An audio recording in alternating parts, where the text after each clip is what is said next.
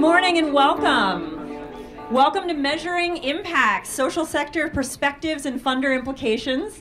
I think we're going to have a really great 75 minutes together. This is a topic that I'm really excited about. My name is Margaret Cody. I'm Executive Director of the Coach Foundation and Corporate Social Responsibility at the company. 2 weeks ago, though, I was Executive Director at CECP. So this would have been a panel of all nonprofit leaders 2 weeks ago, but today I'm, I guess, representing the corporate side of this equation. And what we're really going to emphasize today is how to partner with your nonprofits in trying to untangle the riddle of impact measurement and tell that story. I think there's so much that we all want to do as funders in terms of understanding, are we giving our money to the right grantees? Is it making the change that we want to see in the world? And can fill a whiteboard with all of our ideas of what that might look like.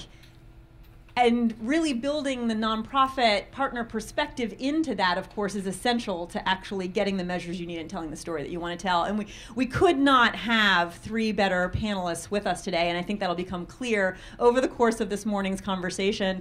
I'm going to just let you know who they are, and we'll hear a little bit about them. I'm going to ask each panelist to tell us a little bit about their organization, but also up front to just give us a little bit of their philosophy around measurement and impacts, too, before we get into some deeper questions. So let's just go ahead and get started if you're all ready. I think I'll begin with you, Gretchen, representing City Year. And I would love it if you would tell us just a little bit. I'm sure many people are familiar with the organization, but just a little bit about City Year and then a little bit about what impact measurement is. And would you let me know if anyone in your organization has maybe won any national recognition in the last 24 hours?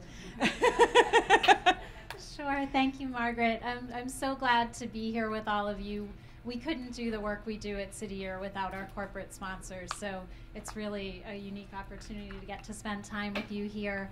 Would you mind raising your hand if you're familiar with City Year, if you've seen red jackets around? Thank you. So City Year has changed quite a bit over the years, but we are an education nonprofit, and we believe that every child has the potential to succeed. And we're working to reduce the number of high school dropouts here in the United States and ensure that students are college and career ready. We work in urban public schools. We partner with them. We're currently in about 260 schools in 26 cities in the United States. We're an AmeriCorps program, and so one of the things I love the most about City Year is our double bottom line. So we both develop young people, young adults who serve as full-time AmeriCorps volunteers from before the first bell of the school day all the way through after school, full-time, full school year, working with kids in grades 3 through 9. But we also are focused on the impact we're having on the students in the schools we serve. We're also global to an extent. We're in 3 cities in the UK, as well as Johannesburg, South Africa. And Margaret, you were asking me about how I think about impact. Yeah, I mean, your title is Vice President of Evaluation. Yes. I should call you Dr. Gretchen. Maybe you can talk a little bit about how long you've been at the organization, what your role is, and then how that informs the way you think about measurement. Absolutely. So I've been with City Year for 7 years, and I was hired into my current role at a time when our organization was changing. So City Year has been around since 1988. But it was around 2007 or so that we decided to focus on one common program model across the country and to really focus on education and to try to demonstrate the power of young people working together in communities with schools to really drive impact and scale. And so we needed to kind of start over in a sense with some of our evaluation and measurement work. We'd had an internal evaluation department since 1996, but now we really needed to learn about the students and schools we were working in and measure things about the implementation of our model and really try to start building the evidence for our model and collect data that would help us learn and inform the program design and the enhancements to our program design.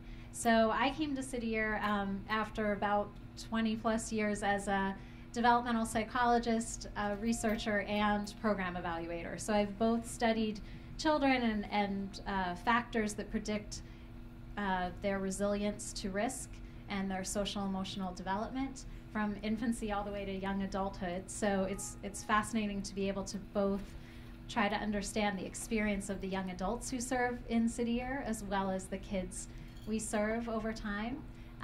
but also had done a lot of impact measurement and evaluation for nonprofits. So I would say briefly that my approach to evaluation, especially working as an internal evaluator in a nonprofit, is both developmental and participatory. And I'll say a quick bit about each of those. So, well, I'm a developmental psychologist, so I think about how kids and people develop. So this comes kind of naturally to me, but there's a whole world of theory and evaluation about this, of really trying to use the right data for the right purpose at the right time. And so when I'm starting work with something that's newer, which our whole school, whole child model of working in schools was quite new, we often start with a theory of change that's a little more detailed than you might think of, but it's like a logic model, but more detailed. So it's sort of this guiding star that lays out your program activities, your long-term goals, your shorter-term goals, and then you can use that to figure out what you want to measure and how you want to measure it. And so over time, what was interesting was our model, we didn't design the full thing and then start using it. So this was new to me and a big learning experience for me. We actually started developing a sort of minimal viable product, starting with literacy tutoring, which many of our city-year locations had been doing in schools before we made our shift. And so we started with some measurement there. And then as we added on layers of the program design, we added on layers of data collection and evaluation. That was challenging, but it was interesting. So the way we measure some things today looks different than the first year of the program. And I'm happy to talk about that more. Then the other piece is we take a participatory approach, and that is a fancy way of saying that we really try to engage both our people within City Year and some of our external stakeholders in trying to understand what are the key questions that we can learn about through our evaluation. What would bring the most value to our core members, to our staff around the country, to our school district partners? So it's not me sitting somewhere like a mad scientist alone in a room dreaming up some grand master plan. It's really along the way checking in with people and kind of seeing how they're using the data and what are the new questions that emerge over time. Terrific. Well, thank you for that. I think we will pick up on some of those themes as the panel unfolds. First of all, that transition to a focus area and how that impacted the relationships with perhaps some of your corporate partners as the organization was making that change, but then also that participatory approach that you described. And we heard a little bit about that in recognizing the Pixera and John Deere program yesterday, right? I mean, the Jiva project that got recognized with an Excellence Awards was very much based on listening and participatory, as opposed to some mad scientist deciding what people in that village would need most. You use the imagery of a guiding star. I'm going to use that as a transition to introduce you, Tony, because I know that you've described in the past measurement as being a GPS for an organization, but let's start by letting people know what Latin America Youth Center is and your role there and how long you've been there and what your philosophy on measurement is. Good morning, everyone. So my name is Tony Fuge. I'm the Director of Learning and Evaluation at the Latin American Youth Center. The Latin American Youth Center is a multi-service organization based in DC. It was born in the late 60s, so more than 45 years ago, as a grassroots organization based in a neighborhood with a high Latino population named Columbia Heights. And since then, it has grown as a multi-service organization. We serve more than 4,000 youth per year. And we have programs in 4 main areas of intervention: education, employment, housing, and what we call healthy behavior that touch on health issues, mental health, gang prevention too. And so my philosophy of performance measurement is really what I'm trying to achieve with the organization is really to build a GPS unit for the organization. Really to build a tool that program staff and decision maker can access to get the information they need in real time to inform decision about how we can improve services. And I think I really like the GPS unit, the analogy, because I think it works at a different level.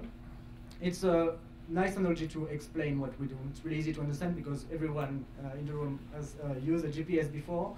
But it's also really important to capture what I think is really important in order for a great performance measurement system to work in an organization. It needs to be easy to use.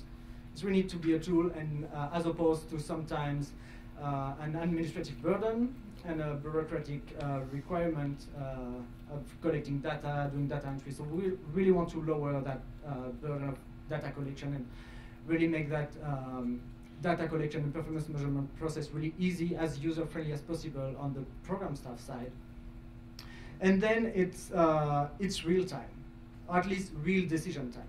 Okay, you don't want, if your GPS tells you that you fall off a cliff after this happened, it's probably not very useful for you. You want that information in time for you to make the right decision.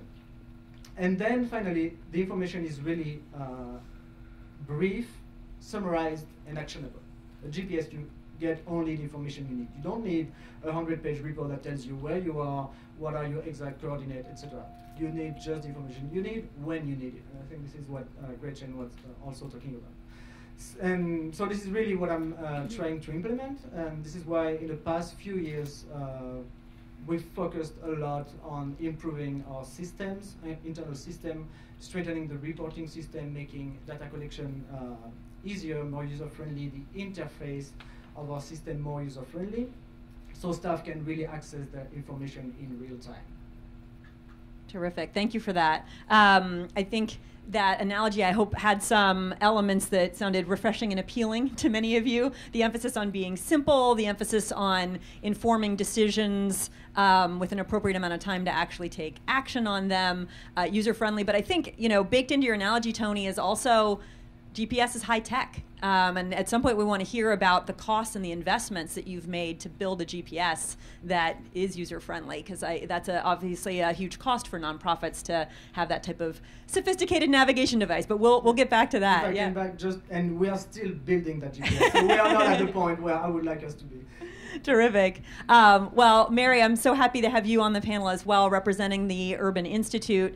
Please introduce your organization and yourself a little bit, and then maybe begin to provide a little bit of context for us, because you have the wonderful perspective of being able to look across nonprofits and really understand what the norms are in nonprofit measurement. So we'll start to tap into that expertise right away. Happy to do so. Good morning. So I'm Mary Winkler. I'm with the Center on Nonprofits and Philanthropy at the Urban Institute. The Urban Institute was founded in 1968. It was by the Johnson Foundation.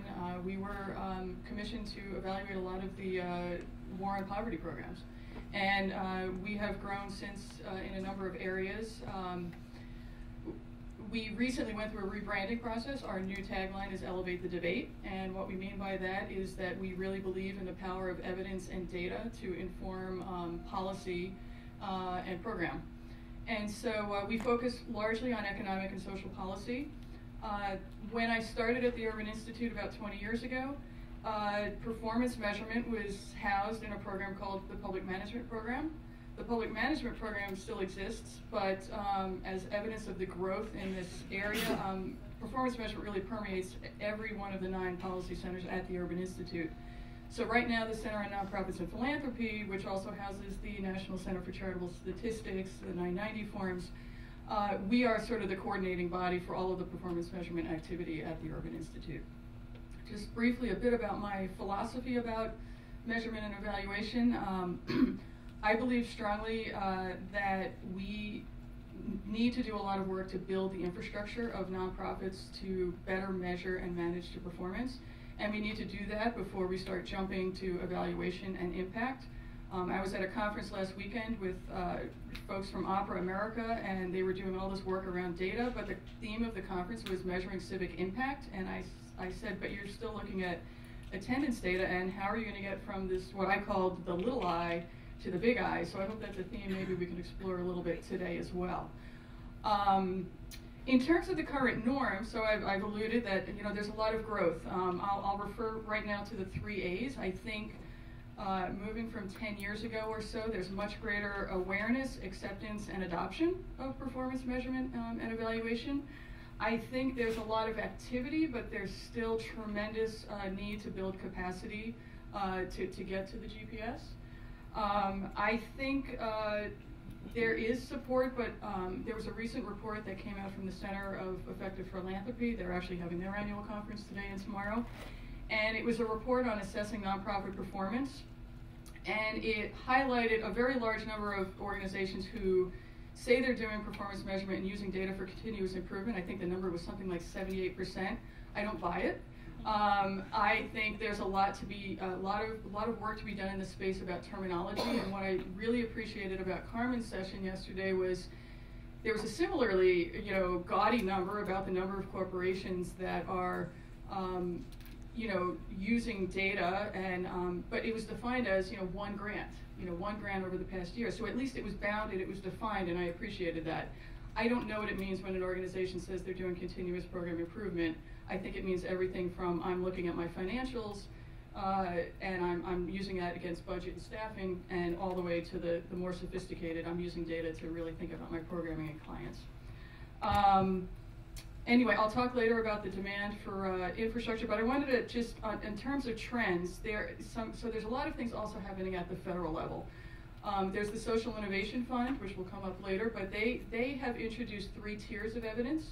And so it's starting to move people to think about this impact question, and they start at a very basic level. A moderate level gets into things like quasi-experimental design, comparison groups, and then it's only at the highest level of performance where you have your random control trial, which is deemed the gold standard in evaluation.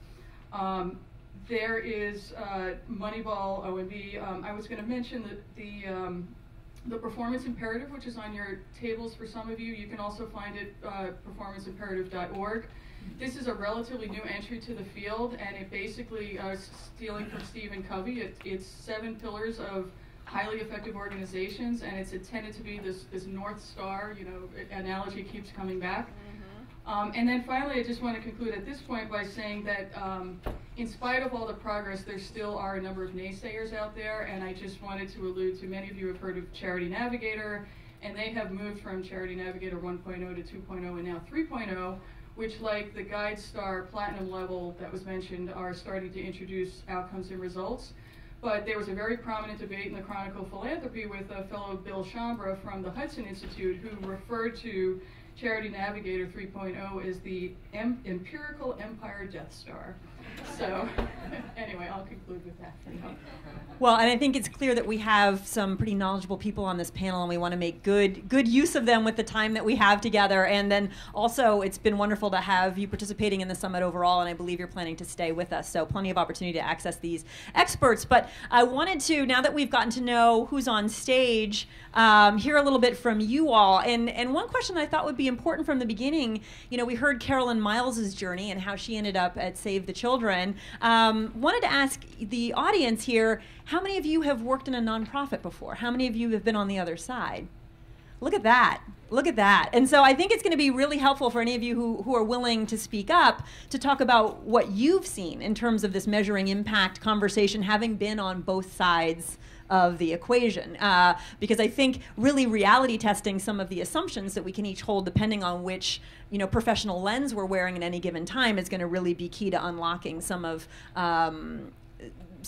what's going to be realistic, possible, practical, credible as we talk about impact measurement. So now I'm going to later in the session ask the panelists to be pretty brave in terms of talking about their relationships with corporate funders and where they think the opportunities are and things like that. I'm going to ask you all to be a little bit brave too, and maybe I'll ask you all to be brave first, which is challenges maybe that you've had in working with your nonprofit partners around measurement, evaluation, and impacts that you would like to see us cover in the time that we have with these panelists. So you don't need to name names, but if anybody feels comfortable saying, what in your work have you encountered that's made this a challenge for you, or what do you think could be done better, and then we'll try to hear the perspectives of our panelists to address that. Anybody willing to share?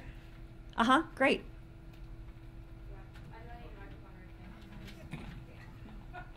Let's keep the microphones with the panelists just so they can respond. So is somebody else holding a microphone or no? Okay, well then we'll just speak loudly. Great. Okay.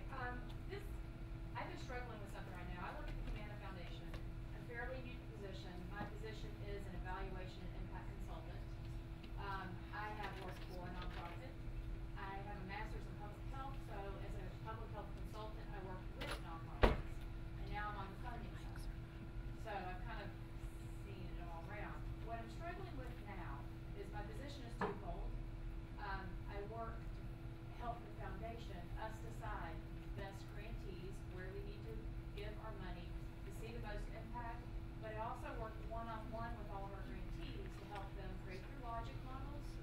figure out a data collection plan, and really collect the data that we need to make decisions. And I give them support in that area. Here's my dilemma. Okay. We are trying to figure out what it's fair for a funder to ask of a grantee. My grantees range all the way from people who are just doing a post survey, and that's all they do, to ones that have control of comparison groups and have outside evaluators helping them. So it's all over the map.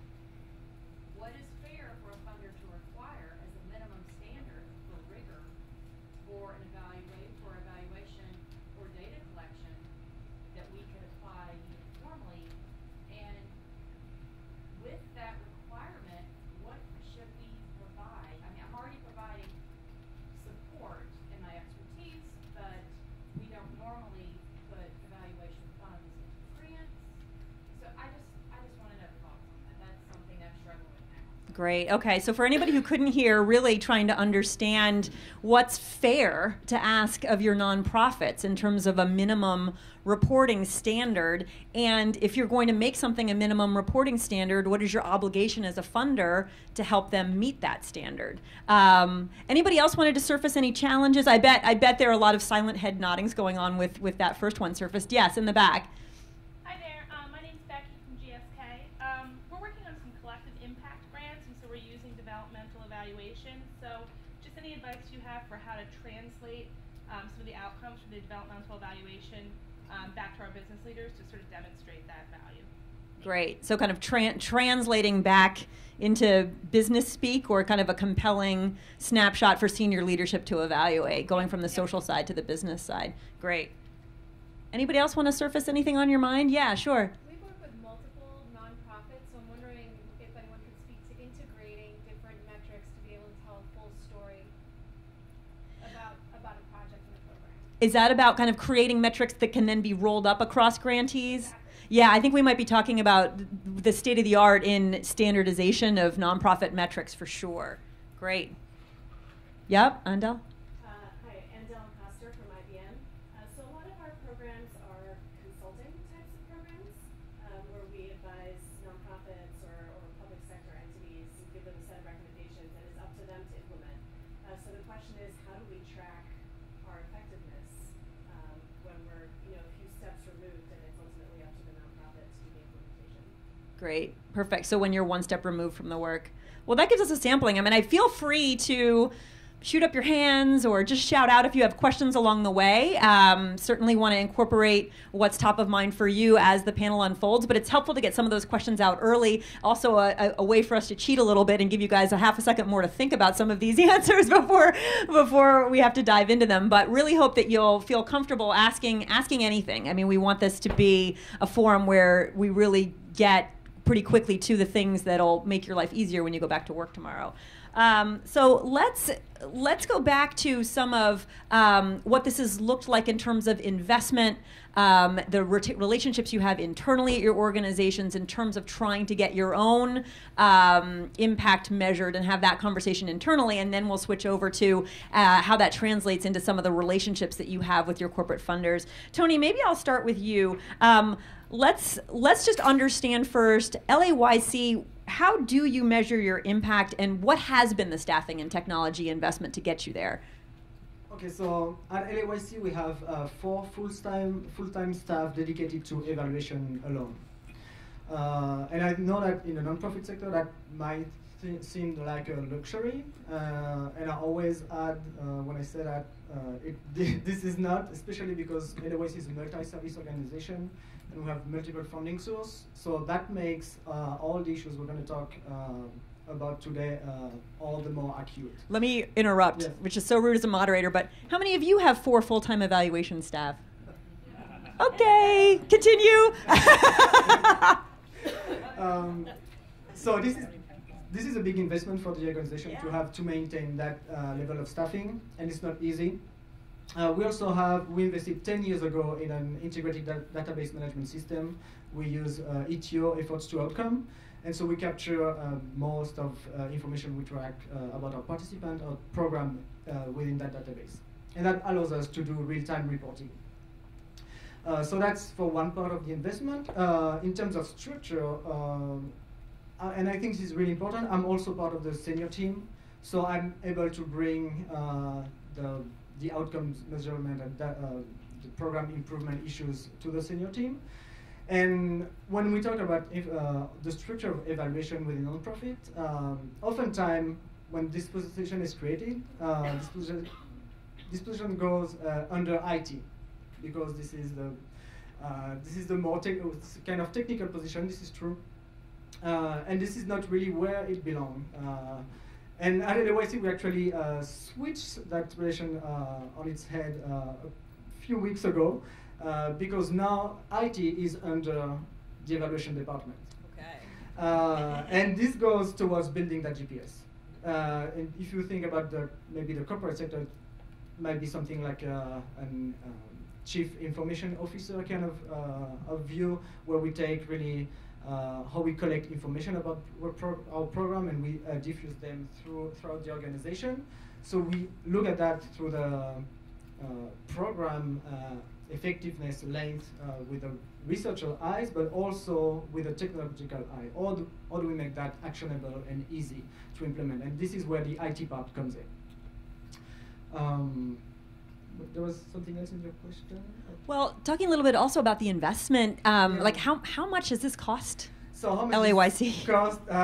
So in terms of budget, LAYC is a 14 million organization annual budget, and LNE is roughly 3% of our budget.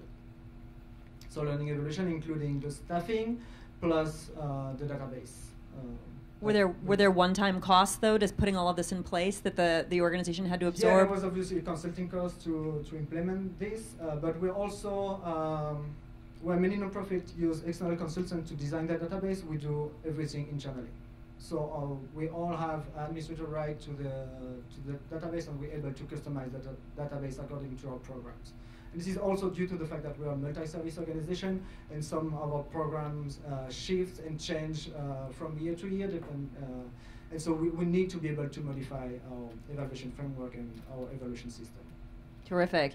And how do you talk about that investment with your corporate funders? Is it baked into grant proposals, or do you have to fund it separately? So, because this is getting to what's fair to ask of people, yeah. And how do you resource it? So actually, I can answer that question, right? I think it's not fair to ask for anything if you don't have any line budget for evaluation, anything that is not already collected.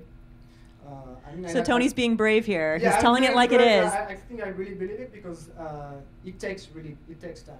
And even if down the road we're going to be much more efficient using technology, this is still a lot of investment on the evaluation side to build. It takes time to do it well.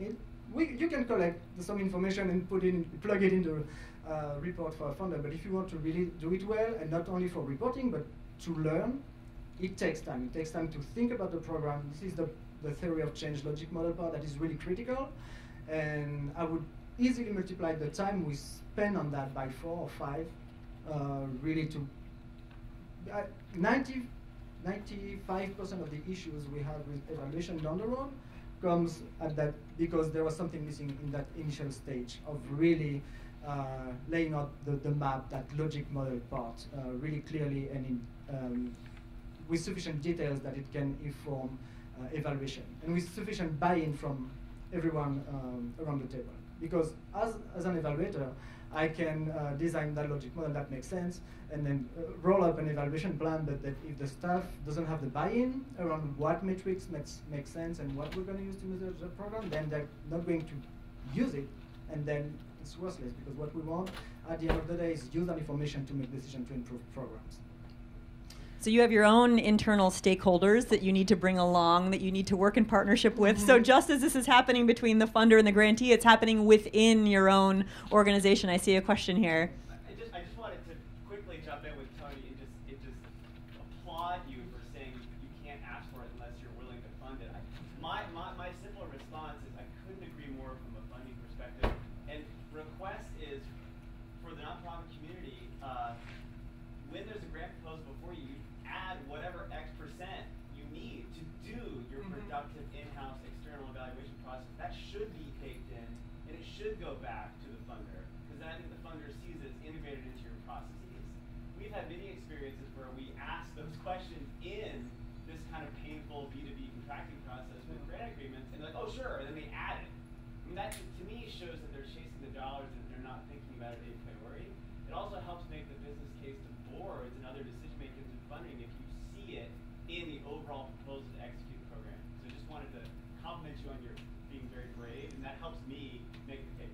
I think one thing that's going to be really interesting is looping this conversation, though, back to the standardization conversation, right? Because then if you're paying everybody to do your particular evaluation, sure, it's going to get done, but you're going to have a whole bunch of the staff doing customized evaluations for every single different funder, and that takes us into new territory, too. So I think this is all going to come back around. Yeah.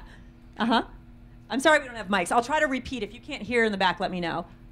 I guess I have a slightly different perspective. Great. I think there's an obligation to measure what you are driving toward from a mission perspective, and recognizing there's administrative cost to doing that. Every nonprofit has administrative costs.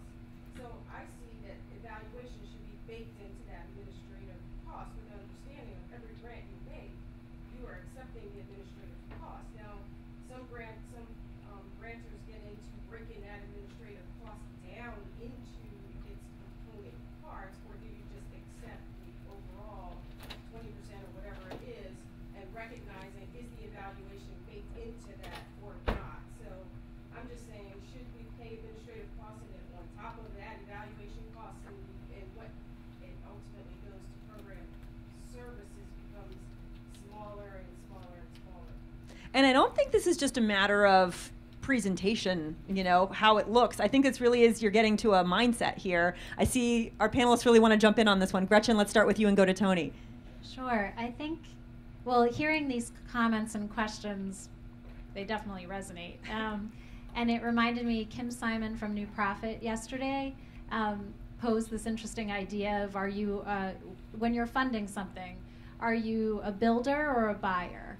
And so different companies are going to have different perspectives on that. And so the way that I think about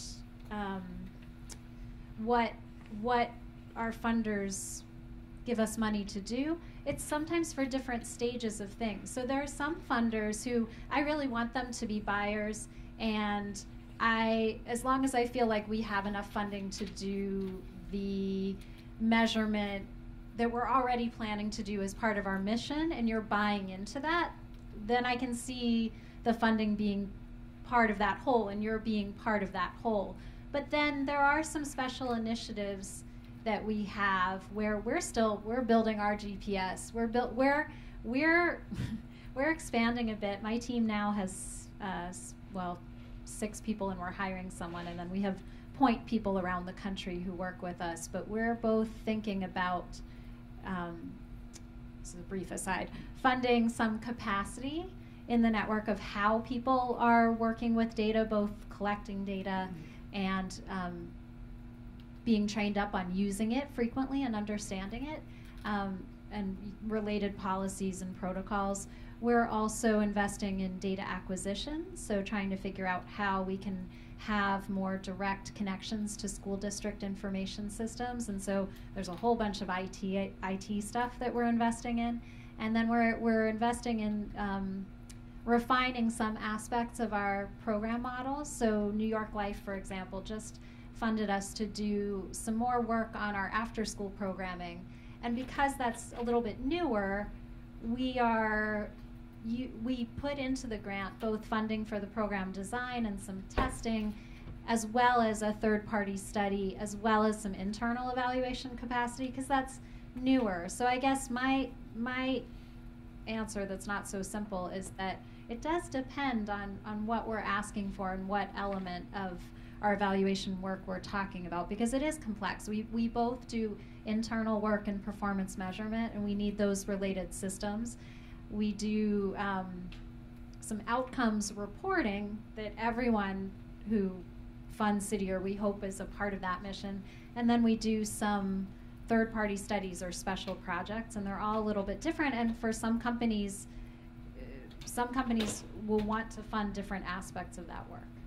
I think that's going to also be a really key theme for us too. Like when we saw Carolyn Miles this morning, I'm building this app with Chevron and I'm doing this other project with this other company. Well, then those are each going to have their own evaluation component, as opposed to I'm a nonprofit, this is what I do, and you're helping fund my general mission. Well, then evaluation should be baked into that own organization's understanding of how they're going to measure whether or not they're advancing progress based on their theory of change. But if you're creating a theory of change or a program with someone, well, then that's green field, that's brand new, and then that's going to need to be funded. Tony, you wanted to make a comment when this conversation first started. Completely. So, and I agree with you, Gretchen, that's a really useful and important distinction. And on the administrative cost, I agree. Learning and evolution ultimately is part of the overhead. Okay, it should be, but technically, in practice, I mean, overhead is always the hardest part to fund. And so, even though theoretically this is part of overhead, it should be covered through overhead and should be stable. We need to find other ways to fund LNEs because there is often requirement on the amount of overhead you can include in your grants. So what we end up doing at AOS is often including a specific line for learning evaluation in our grants, separate from the regular administrative, because otherwise it doesn't add up.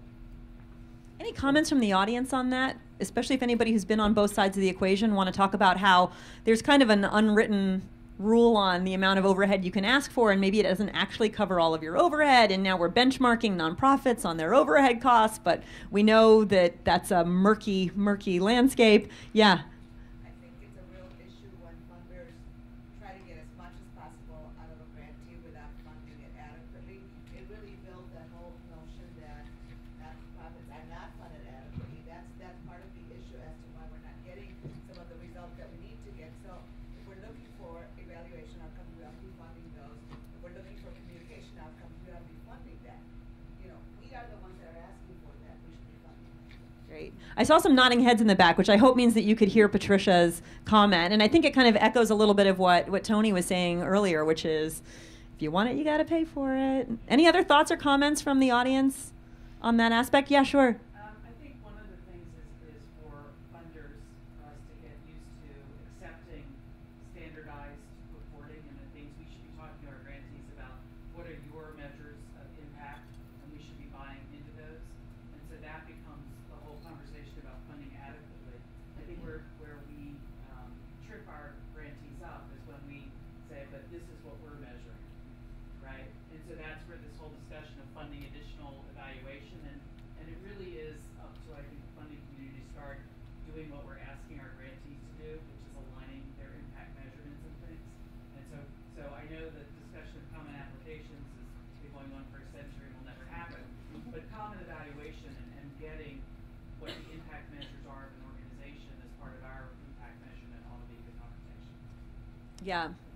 Recognizing that if something's brand new, a brand new theory of change or something, maybe that confounds that. And we had a question earlier about how do I roll up the impacts of my different grantees, which is both kind of for and against standardization, right? It's for standardization in that if every nonprofit in every sphere of social work is standardized, then is standardization helping or working against rolling up a bigger story? I don't know. So I want to... Cluster evaluation, which is a different idea to that. So it's not that everybody is doing the same thing. It's that you may have similar types of grantees that cluster together. Right. So then how much can you really roll up, right? You're rolling up within clusters, but you're not combining health with environment with something else necessarily, right? Mary, I imagine you have a couple things to say on this subject here because of the special perch that you have. So let's just go there. You want to talk a little bit about kind of the pros and cons of standardization and the current state of the art and what you think nonprofits are ready for?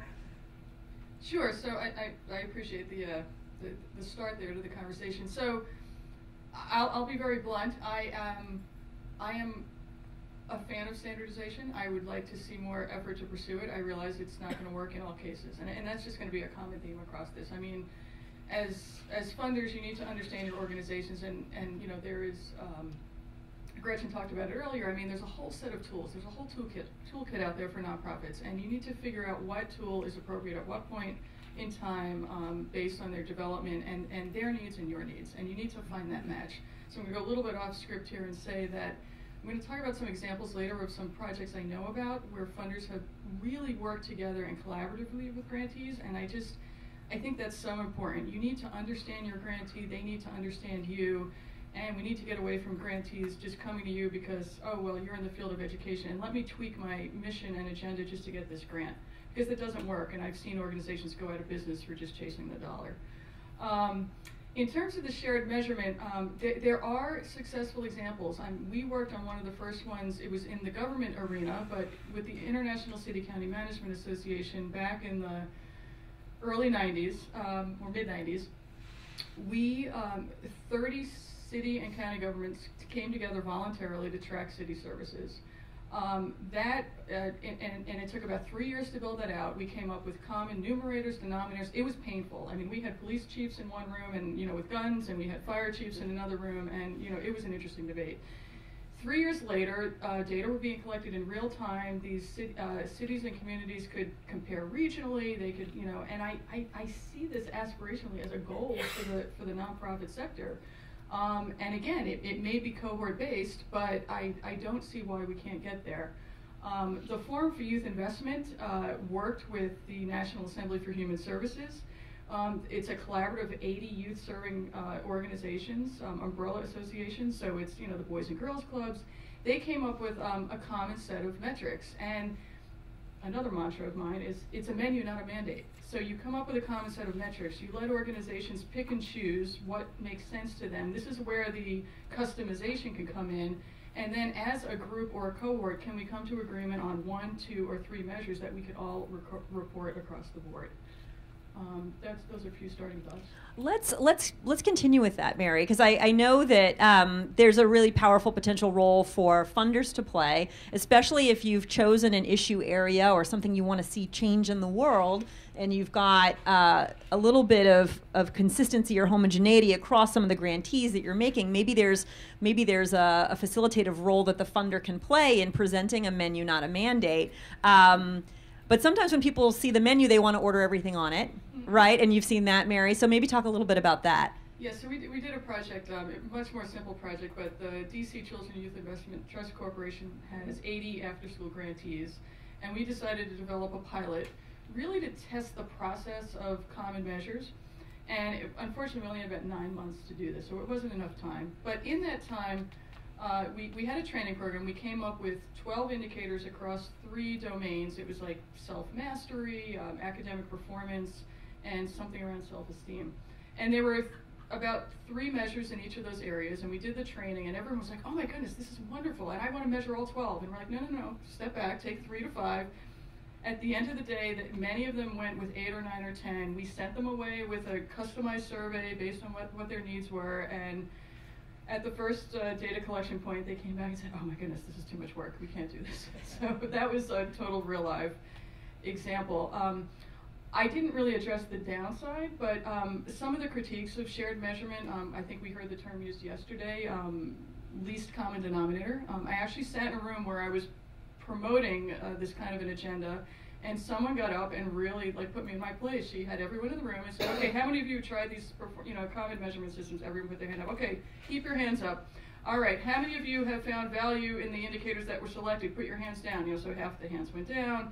Then ultimately, so she just a progressive set of questions. At the end of the session, there were 3 people standing up in the room, and I think it was a bit of a setup, but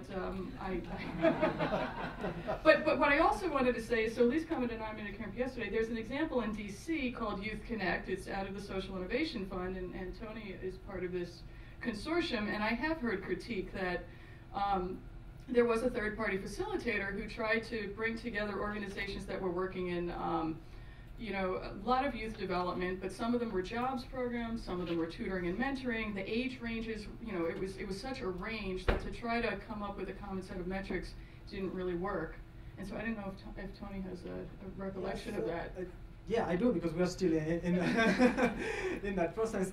It was an interesting process, and we actually we kept using our metrics, and so some organizations were not collecting some of the metrics that they wanted to, so they use something that we chose in common. But for organizations like LOC that were already measuring some of the aspects that we're going into what they call the common outcomes framework, we kept our own metrics. And so the trade-off that was made was that it was hard.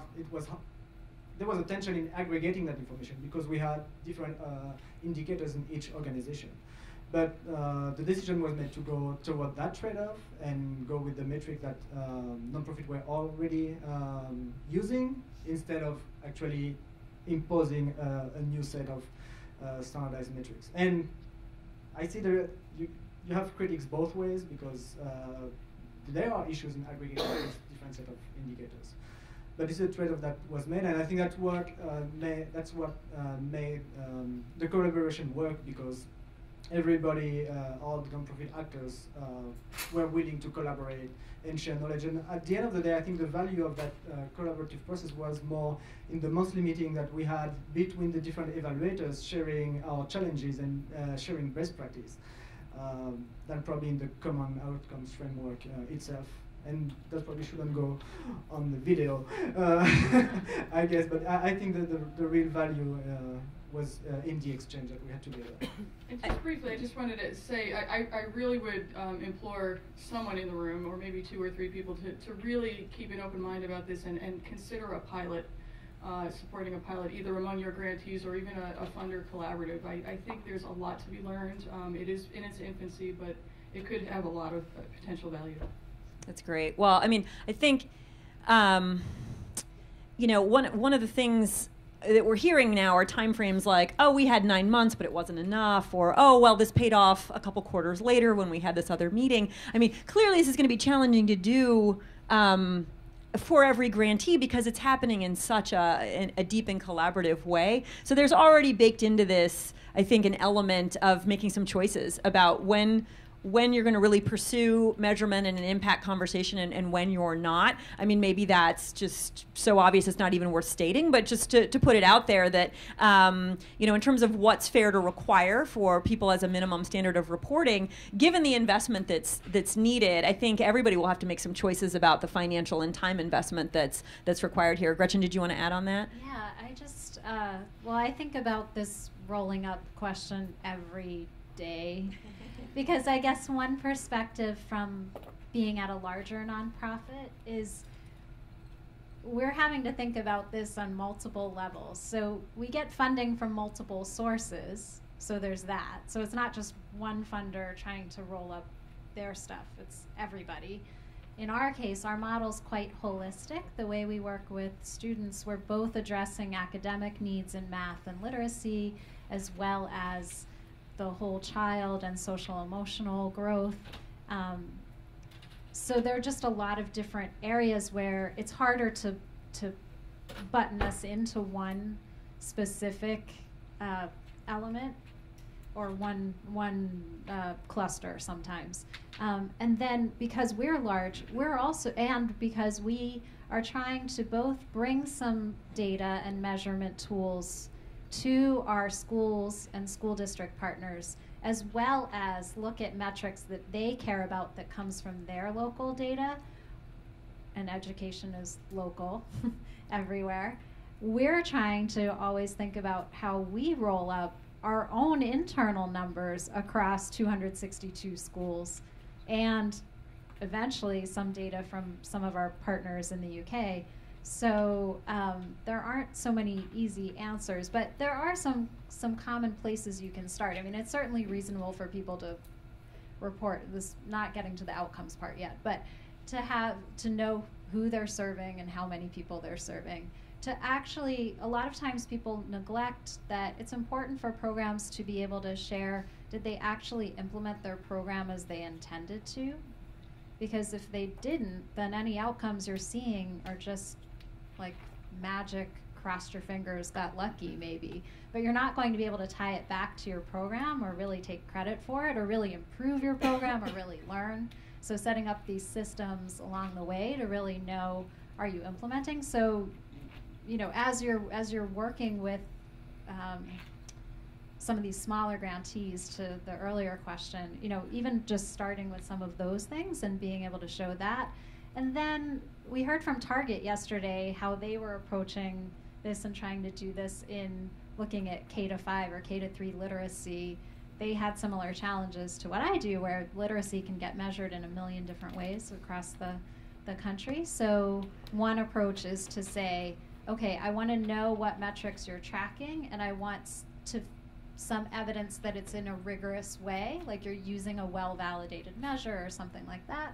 And I can then roll up that, like, you're using a well-validated measure. Did you achieve the goals you set? Yes, no, like that's another way to kind of norm. And then we've also been interested in applying within city years some elements from a book called The 4 Disciplines of Execution. I don't know if you guys have read that, but it reminds me a lot of collective impact sometimes. So they'll talk about an organization like Marriott Hotels setting one goal that might be about how many repeat customers they get. But then each division gets to sort of think about what their contribution is to that mission of bringing back customers. So the people who check you in at the front desk set their goal of, like, it takes under 5 minutes to check you in. And the people who handle baggage, like, they set their goals. And so there are ways to kind of break down goals and kind of norm across it, but still have this one smaller set of longer term metrics that you're all driving toward. I think, Gretchen, part of what you're talking about gets to the question that was raised from the back, too, about how am I going to roll all of this up to talk to my CEO, too? And there's been so much complexity, right? You referenced the Target example cited yesterday where somebody in senior leadership, it might have even been the CEO, just said, so are we improving reading or not, right? And it's like, well, but as an expert in this field, well, there are a million ways to track literacy improvement.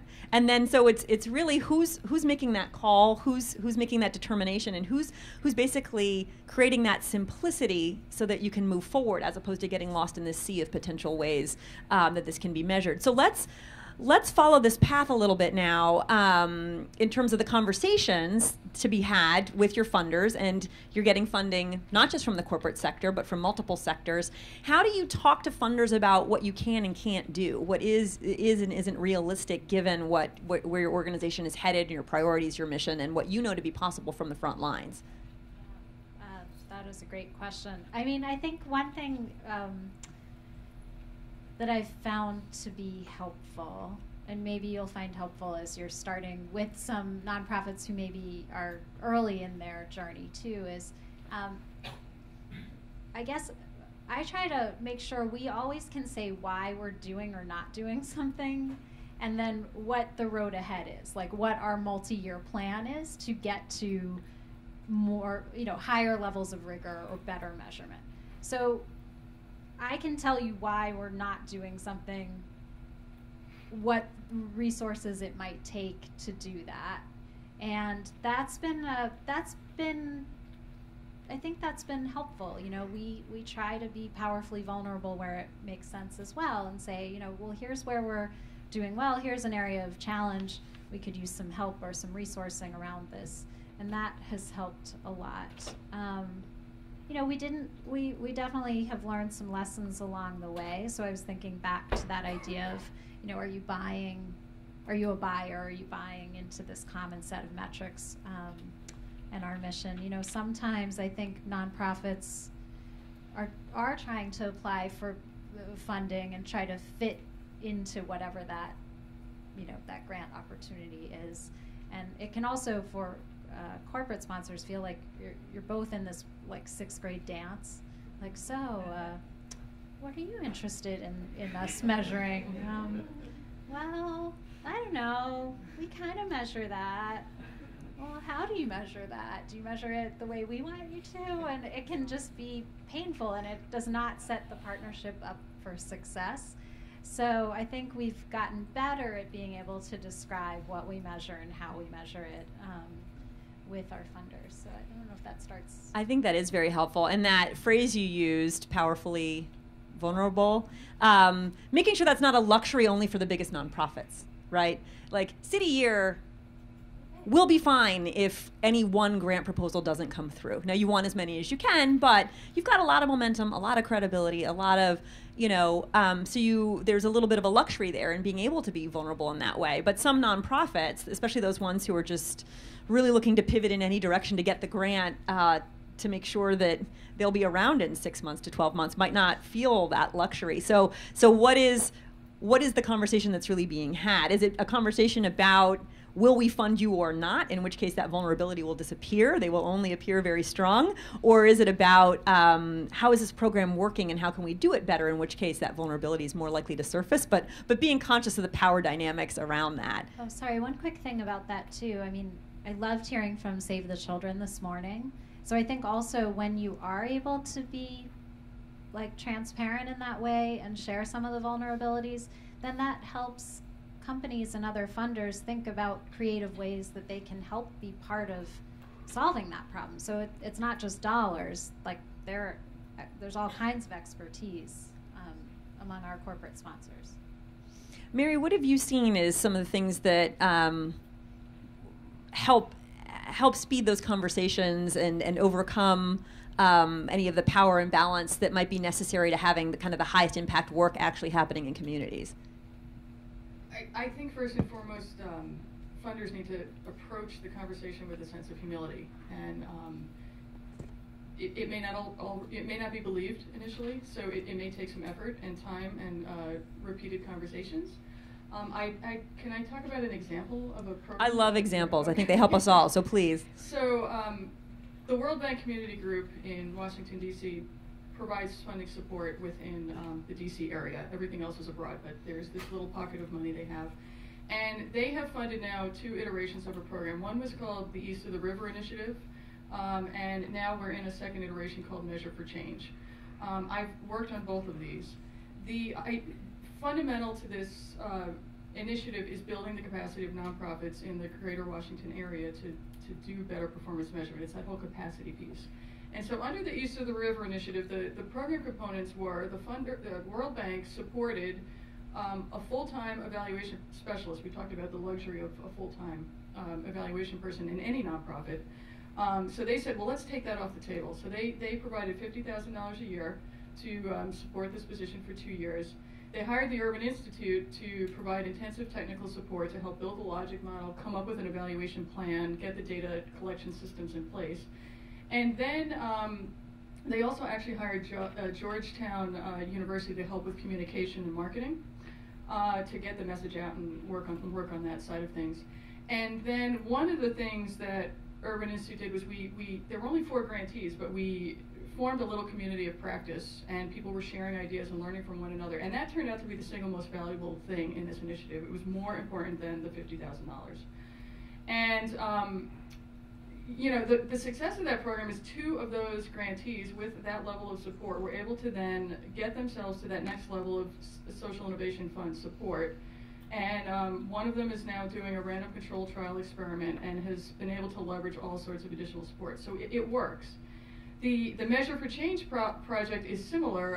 Actually, let me go back to the East of the River. So the program officer under that talked often about humility and the conversation and how to learn and grow with the organizations. We had many setbacks. It didn't take 2 years to build this evaluation plan. It took more like 3 years. And there were asks and setbacks along the way, and the foundation rolled with it. And they asked us how could we retool things, and that's the kind of relationship that I think you want to strive toward. Measure for Change is another similar effort. I don't want to take too much time out. I'm happy to talk more about it later. Tony, maybe you can kind of continue this sharing of examples and let us know a little bit, okay, from the LAYC perspective, some realistic and unrealistic expectations you've encountered and the types of conversations that's opened up and what you think you've learned from it, and any best practice from your side that's emerged in terms of managing these conversations and setting expectations with your funders of all kinds. Yeah, sure. So to go back to the discussion quickly about standardizing measures, I think there is a real question here about at what level do we standardize. I think this is a key one, and there is a structural issue about we build a system at LAYC of metrics that make sense for LAYC.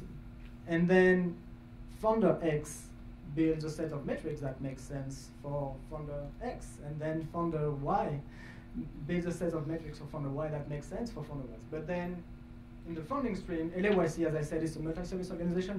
What makes the challenge really high. We receive multiple streams of funding. So when we have those different requirements of metrics that collides together, that creates a real struggle. And so I agree. The more so we actually push back sometimes when we have some metrics that are imposed on us, and we say, okay, this is what we measure. This is how we measure it, and those are the reasons why. And we have historical data on this. Is it okay? And many times it works.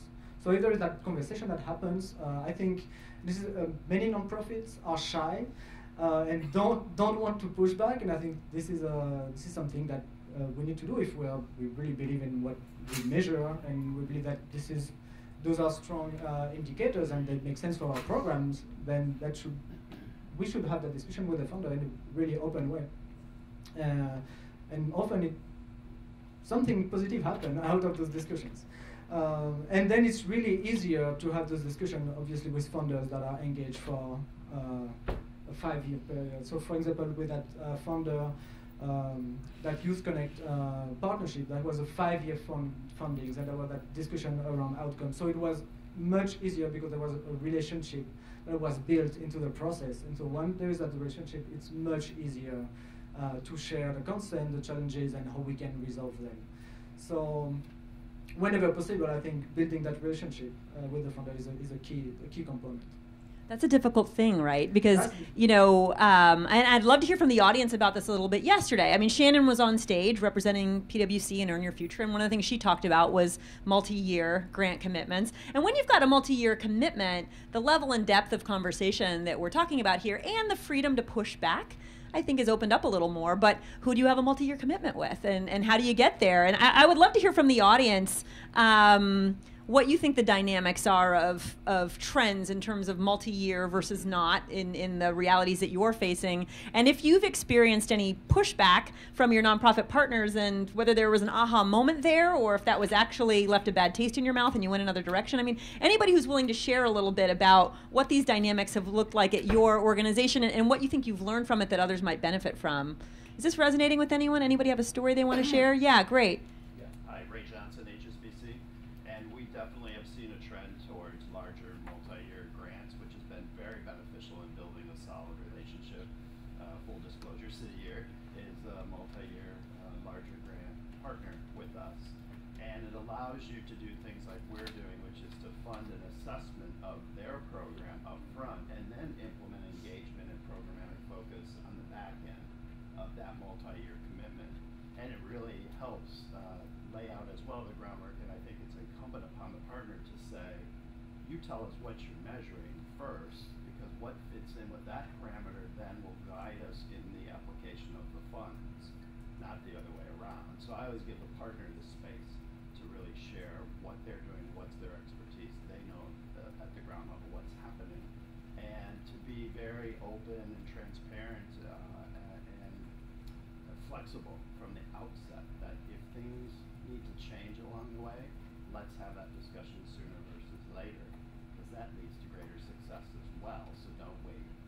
6 months in, I've got an example right now where we're changing the demographics because the program wasn't fully meeting expectations. We will meet expectations by adjusting the demographics. So those are just a couple of examples that we've seen in our partnerships. That's wonderful. Thanks for sharing that story. Because I think, sometimes people think of measurement as a rear view mirror, looking back and how did it go and were we right to do what we did, versus the GPS analogy that Tony shared earlier, where it's actually telling you where you're going. And it's not a semantic difference, the difference between measurement and evaluation, right? If measurement is being implemented for continuous improvement and evaluation is how did we do? Do we get an A, B, C, or D? Any other thoughts from the audience on any of these topics, or anything that you wanted to take this panel in a different direction? And it might even be that our panelists have some questions for you, so want to open it up a little bit here. What are your burning questions that we haven't covered so far, or something that we've skimmed on that you'd like to see us go deeper? Anyone? Yeah, sure. One one of the challenges that I've seen, and Margaret, I'm going to exclude you from the outset, but turnover at partner organizations has, in my view, increased. And frankly, millennials tend to have, a different kind of career path or journey than some of us might have had. And so that, to me, has posed some challenges. That institutional memory and programmatic viewpoint then gets handed off to someone. Sometimes we're advised as a funder after the other person's gone. So I'd like to hear a little bit more about how you're managing some of those conversations with your partners, because I've seen it as a challenge, especially in the last year. That's a really powerful topic, right? I mean, you were talking about the police chiefs and the fire chiefs. If those people aren't in the jobs anymore, all the investment you've made and buy-in that you've built, you got to start over again. So let's talk a little bit about turnover. Sure, yeah, Mary. Okay, so I'm not in one of the nonprofits with the turnover, but I have a few thoughts on the question. I think it's reasonable in the support you give to ask for some level of documentation. I mean, in the East of the River Initiative and the Measure for Change project, the idea was to come up with a binder of materials so that and the same thing for the Children's Youth Investment Trust. I mean, we created a binder. Here are the indicators. Here's how you track the indicators. Here are the data collection tools. Here are some sample templates. I mean, that can stay with the organization. So if you can build that basic infrastructure. Again, going slightly off topic, but just an idea that I've been talking about is I think another place where you guys can do a world of good is to consider, people aren't coming, there are evaluators, certainly, but when it comes to performance measurement and nonprofits, I mean, there is sort of a leadership gap, and people are not coming to nonprofits with the right skill set. And so there are schools of nonprofit management, there are public administration degrees, and I periodically am asked to teach one session at a course at George Mason University on performance management that's offered as an elective every other spring. We need to build more of an infrastructure at that level, and I don't know enough about the capacity of the room to support that, but I do think that would really help build this pipeline. Well, Mary, you know how much respect I have for you, so hopefully that gives me a tiny license to tease you a little bit. What happens to binders? Do they kind of go on shelves sometimes? Okay, so that's a good start. I mean, no documentation, certainly. And Urban just posted a blog post on the death of the PDF, so that's even one step up. Yeah, sure. Okay, so maybe Gretchen and Tony, I mean, you have such wonderful organizations. I'm sure the average tenure of your teams is quite long, but you must have some turnover. Any comments on what effect that has with the funder relationships you have? Yeah, I think, documentation is so important, and we're still improving our knowledge management systems within City Year. I think also when we work with a funder, and also just how we work, we have multiple people from City Year involved in at the table to really make sure that so for example, my department currently is part of a larger department that includes evaluation, program design, and then a delivery group that's charged with helping to coach our field through delivering the model well and customizing it in response to local conditions. So program design and evaluation are very closely connected. Anytime we work on a grant, we have people who are working on new grants and new relationships, and then there's a transition to once something is funded, the relationships there. So that sounds like a lot of people, but we try to keep it fairly simple in our partnerships externally. But that's also builds in some security that odds are not all of us are going to leave at any given time. So between the documentation and the relationships we have internally and the way we structure some of the relationship building and the partnership with our funders longer term, there's usually sort of multiple levels built in. Yeah, so a little bit of overstaffing in a sense, but it's a great insurance policy against the loss of institutional knowledge. Any comments, Tony, from you on what it's like for? I mean, we struggle with turnover. Turnover is definitely an issue because there is a lot of knowledge when people leave, so documentation is definitely something that needs to be reinforced. But more than I think with the relationship with funders, from my standpoint as a director of the evaluation department, is when the training of program staff, and I'm talking about doesn't happen that much turnover at the program manager or program director's level, but we have a lot of staff that come just after undergrad and work as frontline staff, and then they get 3 years experience, and then they go back to grad school. And so we get a lot of turnover at that level. And so it doesn't involve that much engagement with the founders, but the way we struggle with that is that we need to train the staff, we need to train them on how to collect data, how to use our data management system, train them on logic model, how to design their program. And so one way we address that is that we actually recorded all of our training. So we recorded all of our training, and it's now available for them when they do their onboarding process. When they come on board, they access those training online. So for us, it's lower the cost of training those stuff. I realize I'm a little bit off topic, but no, but you're kind of pointing to why that overhead number gets big, right? I mean, it's part of that earlier conversation. Great. Sorry, one other Yeah, quick please, thing Gretchen. I don't know how I forgot this, but so we have 2,800 young people leaving after 11 months of service every single year who we're needing to train in our program model. So that's not even including any staff turnover. So in some ways that's made us pretty good at thinking about these things, because every year we have this huge workforce turnover. So part of it too is just how we approach our culture, and that's a reason why we have red jackets and we have, you know, symbols and rituals and other things that try to make the learning sticky and have some brand consistency when you interact with a core member in Little Rock or a core member in New York. But yeah, we're still investing in systems that help us record trainings more and have things more readily available through technology.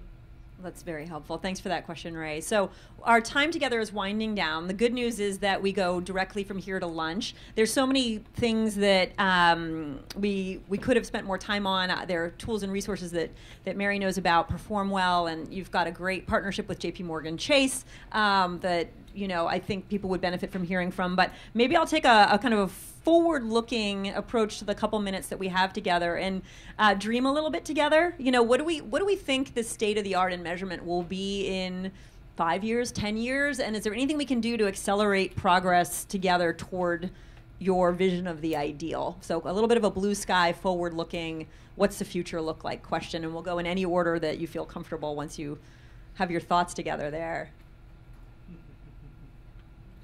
I think I laid out my future, my ideal at the beginning. I think that GPS, really having that tool that can guide decision maker and program staff in real time, and without all the burden that goes with it. I think that this is key.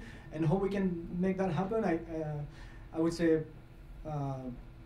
funding that goes not only towards program but toward building that capacity and funding those new technologies, and that will help us go there. I think is going to be key, because, and I love to cite this this quote, but you know, there's that really famous quote from a statistician that says the future is already there, it's just not evenly distributed. And I think the nonprofit is in the wrong side of the distribution tail.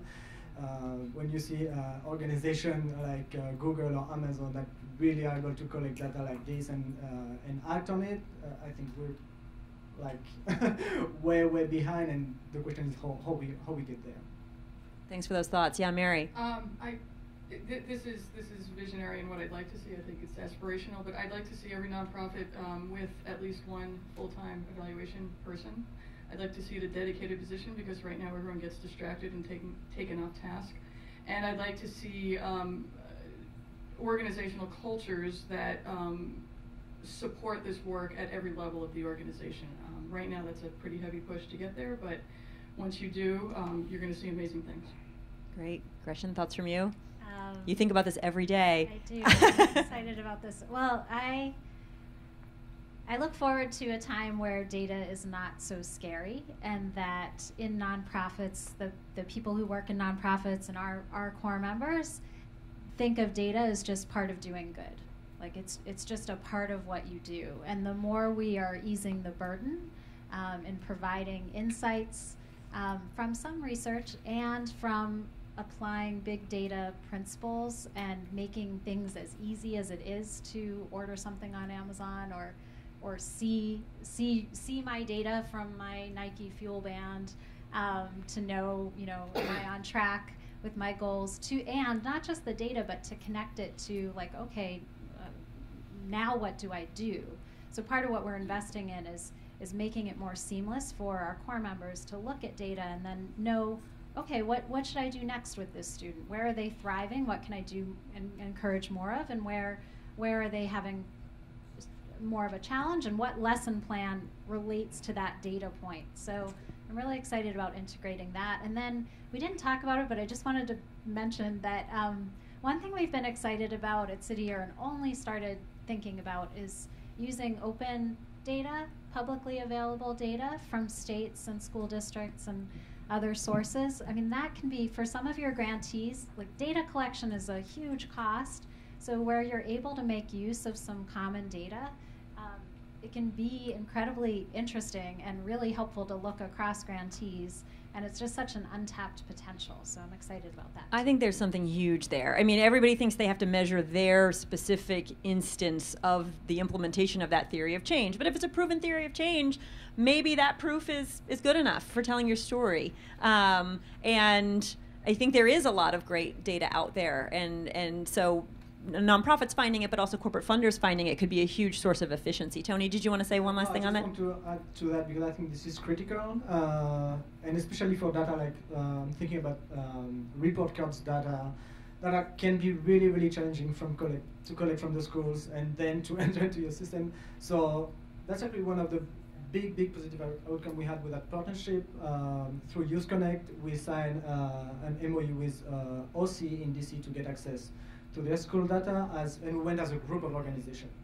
So the burden was less on one organization to do all that process. And then there are databases like the National Students Clearinghouse, when you can have access to college data, and probably many nonprofits don't know about that, especially if they don't have an evaluation person in-house. So if you know that and you let the nonprofit know that those resources exist and they can use it, that can Great. Make a very positive change. Well, I think this all wraps around to a theme that you brought up early, Mary, which is infrastructure. What's the infrastructure within the nonprofits themselves? The huge investments made by City Year and LAYC and the organizations that you work with. What's the infrastructure investment that the funders need to make in terms of being able to staff these conversations and do something with the results that come through? And then what is the field-wide infrastructure that we need to be able to start having clustered standardization and things like that? So it's about investment, right? If we're serious about it, then it's about investment. Well, thank you so much to our panelists. Thank you so much to our audience.